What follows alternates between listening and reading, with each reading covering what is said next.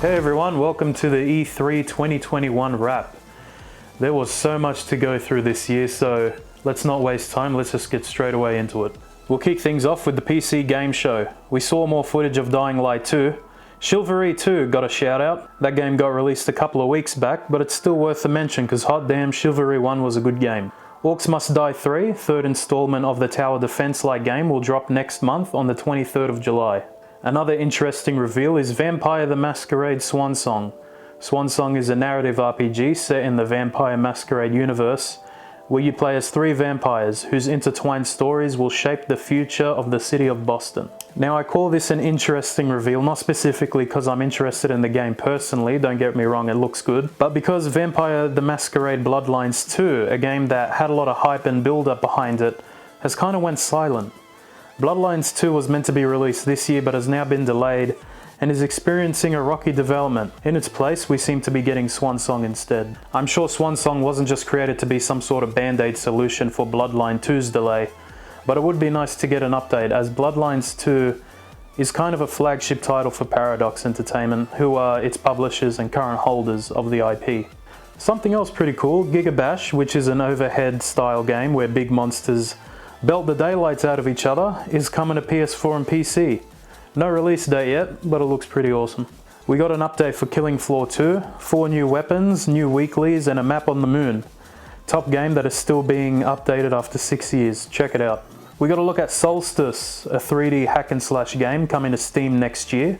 Looks like a more chaotic version of Dark Souls, maybe with a bit of Ninja Gaiden sprinkled in there. Something a bit freaky that was shown was the Impulse Glove, a device you strap to your hand and may help quicken your reaction time. It does this by detecting the signal your brain gives to say fire your weapon in game, and then your character in game would fire their weapon before your finger has even pressed down on the left mouse button. Crazy stuff. Still in prototype phases, so no idea if this will ever become a thing, honestly.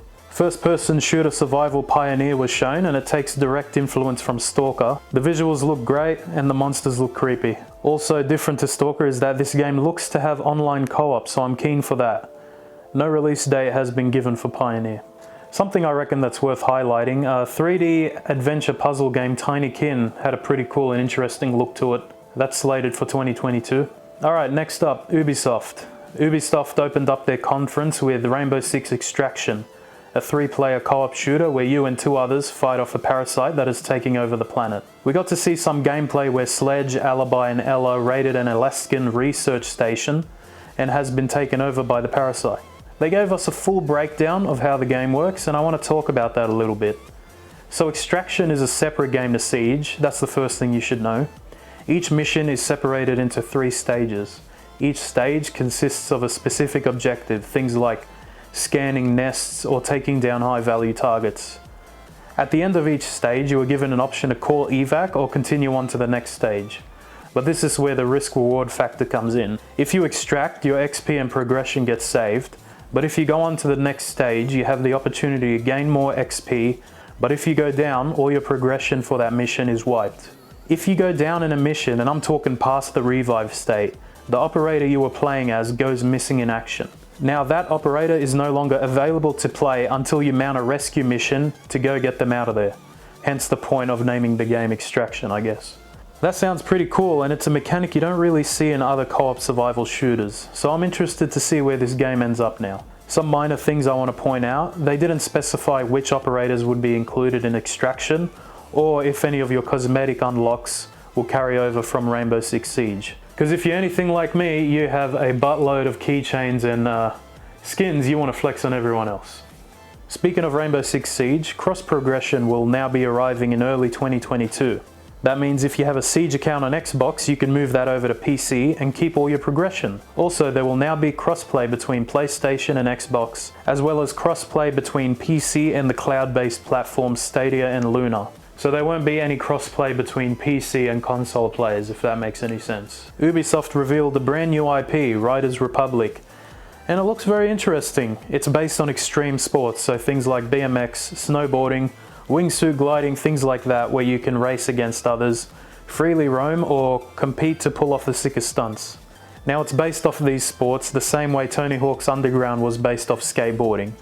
The game is quite exaggerated to say the least, but it's looking really nice. I really like the first-person downhill push bike races. You also got mass races where 64 players just try to finish the race as quickly as possible. It looks really chaotic. My favorite form of travel they showed would have to be the jetpacks. I don't know, it looks really cool, so I'm cautiously optimistic. Riders Republic comes out 2nd of September this year, so it's not too far away. So we've got more info about Far Cry 6. They showed us a preview of the Season Pass. You will get to play as villains from the past Far Cry titles and sort of see their descent into madness, like how they became who they are. You got Vaas from Far Cry 3, Pagan Min from 4, and Joseph Seed from 5. I also believe they're throwing in Far Cry 3 Blood Dragon into the Season Pass.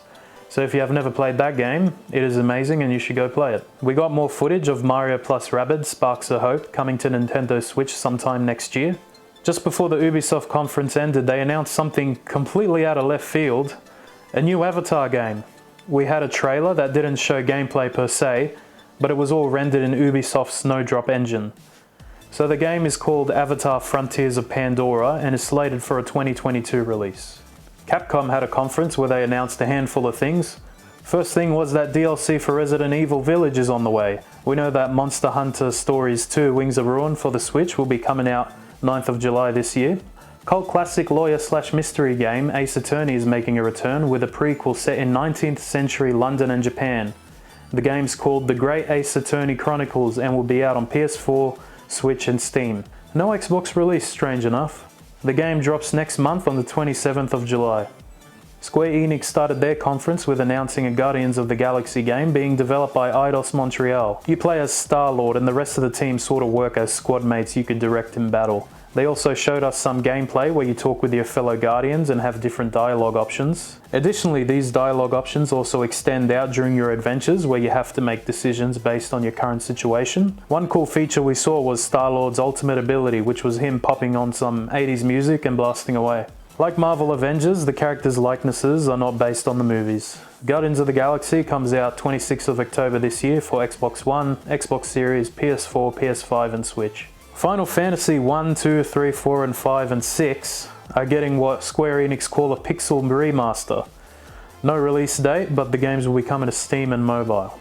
We also got a look at Platinum Games' new title, Babylon's Fall, a 3D action adventure game coming to PS4, PS5 and Steam.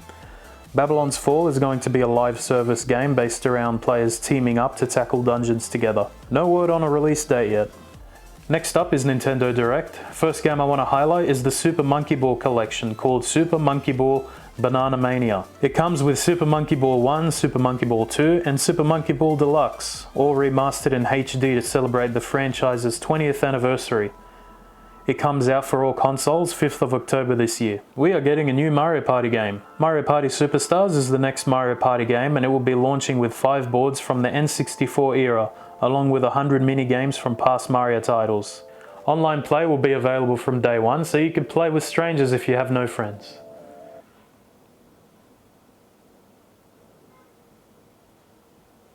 Mario Party Superstars comes out 29th of October this year. Nintendo showed off Metroid. No, not Metroid Prime 4. But they did say they're still working on that game. No, they announced a new 2.5D Metroid game called Metroid Dread, and that will be coming out for the Switch on the 8th of October. Fun fact, Metroid Dread was actually announced for the Nintendo DS ages ago, but it was cancelled. I guess they brought that bad boy back to life. Another game I want to talk about real quick, we are getting a new cruising game called Cruisin' Blast. Well, it's sort of new, it apparently came out in arcades back in 2017. First I've ever heard of it. I really enjoyed the old Cruisin' N64 titles, so it's good to see we could still get those wild arcade racing games.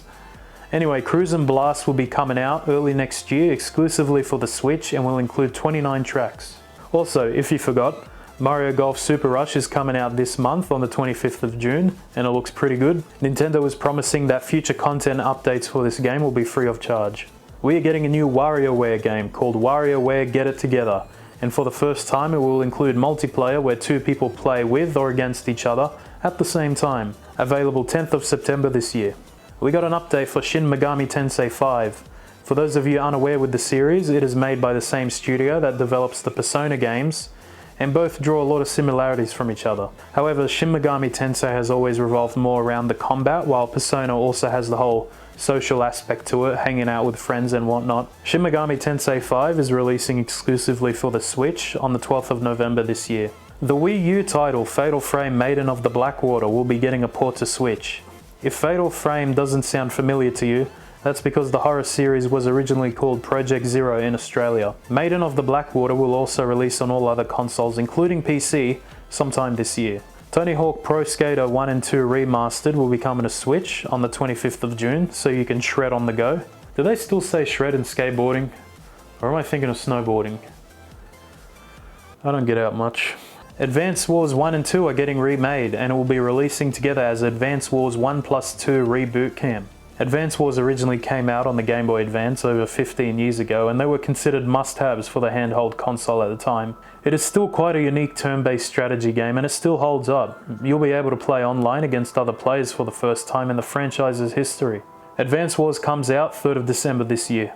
Now on to Zelda. You may be wondering what sort of collection we could expect for Zelda's 35th anniversary. Well, Nintendo revealed The Legend of Zelda Game & Watch, which will be launching with The Legend of Zelda 1, 2, Link's Awakening, and a Game & Watch spin-off where Link is the character on screen.